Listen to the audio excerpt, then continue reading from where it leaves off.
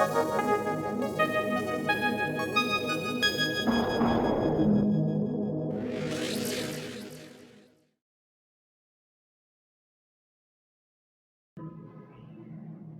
वालेकुम। आप देख रहे हैं यूट्यूब चैनल बे से बातें और मैं हूं बिलाल अहमद खाकी।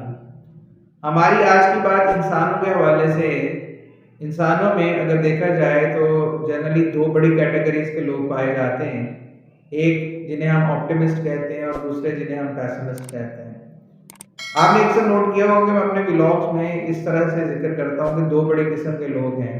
अब जब इसमें गौर करने की बात है कि मैं ये कह रहा होता हूँ कि दो बड़ी किस्म हैं, लेकिन जिसमें ज़्यादातर लोग पाए जाते हैं। हाँ, उनके अंदर बहुत सारी सब कैटेगरीज हो सकती हैं, छोटी छोटी किस्में हो सकती हैं।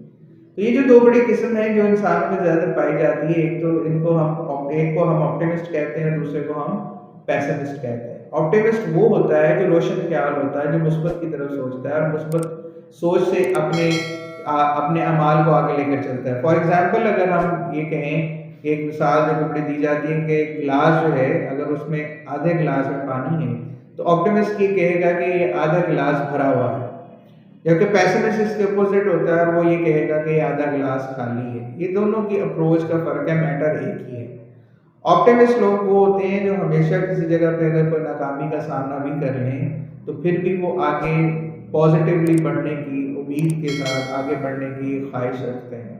ठीक है, जबकि पैसिमिस्ट वो होते हैं जो किसी भी काम को करने से पहले या किसी भी काम में ज़्यादातर नेगेटिव की तरफ अप्रोच रखते हैं। ये अलग बात है कि बीइंग पाकिस्तानी हमारी ज़्यादातर लोगों की अप्रोच जो है वो पैसिमिस्टिक हो चुकी हुई है, क्योंकि हम अपने इर्द गिर्द इतना कुछ होता है ऐसा देख रहे हैं कि जिसमें हमें कोई उम्मीद की किरण नज़र नहीं आती। लेकिन अगर हम मजहबी एतबार से देखें तो ऐसी बहुत सारी बातें हमें सुनने को मिलती हैं कि मायूस तो वो हो जिसका रब ना हो, और जिसका रब है तो उसे मायूसी नहीं होनी, तो इसका मतलब है उसे नाकामी के बाद भी आगे से आगे कोशिश करते रहना। एक हम बड़े बचपन से कहानी पढ़ते आ रहे हैं, एक वाक़या सुनते आ रहे हैं, वो ये है कि सुल्तान महमूद गजनवी ने सोमनाथ के मंदिर को फतह करने के लिए 17 दफ़ा कोशिश की। अच्छा, फिर हम कोर्स की किताबों में भी एक चीज़ पढ़ते हैं जिसे हम कहते हैं ट्राई ट्राई अगेन वाली कहानी पढ़ते हैं। मकसद इसका यही है कि ऑप्टिमिस्ट जो है वो ट्राई ट्राई अगेन की फिलॉसफी पे चलेगा, नाकाम होने के बाद भी वो कोशिश करता रहेगा। यहाँ अगर मैं लोगों की शख्सियत के एक और एंगल साथ जोड़ूँ तो वो ये है कि कहा जाता है कि अगेन दो बड़ी कैटेगरी के लोग हैं, एक जिन्हें हम अक्लमंद कहते हैं, दूसरे जिन्हें हम बेवकूफ़ कहते हैं। वैसे ज़िंदगी में इंसान जो है वो स्याह और सफ़ेद में नहीं बटे होते, उनके अंदर शेड्स होते हैं, ग्रे शेड्स होते हैं बहुत सारे। लेकिन दो बड़ी कैटेगरीज अगर हम देखेंगे तो यही है कि बेवकूफ़ है और अक्लमंद। अब अक्लमंद के बारे में एक बात ये कही जाती है कि अक्लमंद जो है वो दूसरे को गलती करते हुए देखता है और सीखता है, और बेवकूफ़ वो होता है जो खुद गलती करता है और सीखता है। अब इसमें अगर एक चीज़ ये देखी जाए कि बेवकूफ़ ने गलती की, सीखा, ठीक है, उसके बाद अगर उसको लगता है कि वो फिर ट्राई करेगा तो वो फिर गलती कर सकता है और फिर सीखेगा।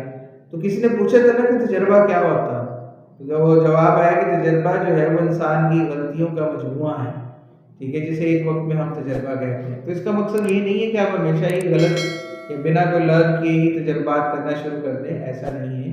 लेकिन इसमें एक पॉइंट ये ज़रूर आता है कि हमें अगर कोशिश करने में कोई कमी फील हो रही है और हमें लगता है कि वो बेहतर रहनुमाई से हम बेहतर कोशिश कर सकते हैं, तो फिर हमें पॉजिटिवली दोबारा कोशिश करनी चाहिए अपने आप को दोबारा से दोबारा एक्टिव रखने के लिए, ताकि हम हो सकता है कि नेक्स्ट टाइम कामयाब हो। तो बहुत सारी दुनिया में बड़े बड़े लोग गुजरे हैं जिनकी अचीवमेंट जो है वो एक दफ़ा में नहीं हुई, वो बार बार ट्राई करने से ही वो चीज़ें कामयाब हो पाई।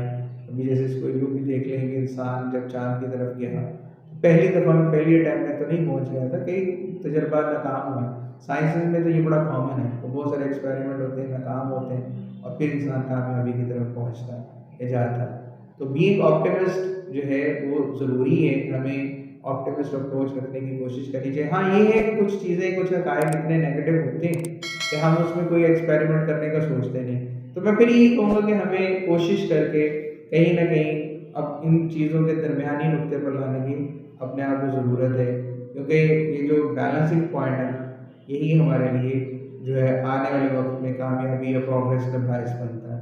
इस पे सोचिएगा और अपनी राय का इज़हार भी कीजिएगा। इंशाल्लाह फिर मुलाकात होती है जल्द ही नेक्स्ट व्लॉग में। तब तक के लिए अल्लाह हाफ़िज़। Thank you.